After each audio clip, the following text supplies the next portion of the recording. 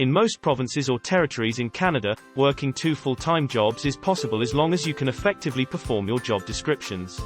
You should be aware that a full-time job in Canada will require you to work for 40 hours weekly, with exclusion to overtime requests by your employer. Therefore, your employer will have to pay for your overtime. On a daily basis, full-time workers work for 8 hours, which is equivalent to 40 hours per week. Being engaged in a full-time job in Canada won't restrict other Canadian companies or employers from hiring you for another full-time job.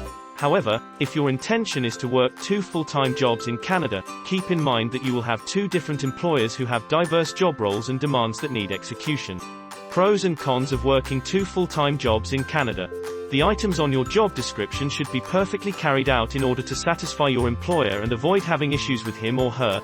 Therefore, when you have 2 full-time jobs, each of your employers will expect you to work for 8 hours daily. This makes you vulnerable to stress since you need to work for 16 hours during the weekdays. Additionally, Canada's temporary workers and permanent workers are not restricted to work only one job. No law has been enforced against Canadian workers who work longer than their standard hours. This renders it allowable for you to work 2 full-time jobs under different Canadian employers, even though it is very unsafe and unhealthy.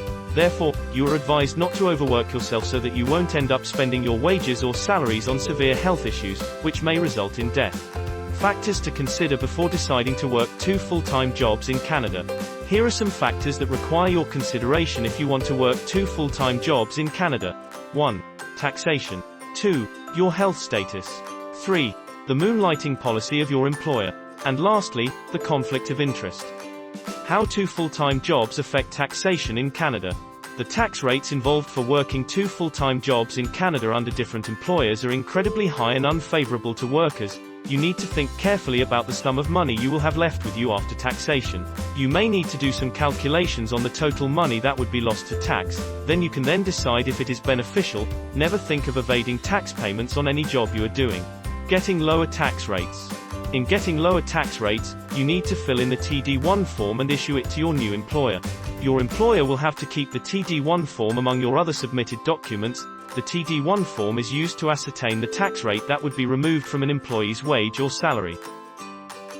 If you need more information about working 2 full-time jobs in Canada, then head on to www.workstudyvisa.com.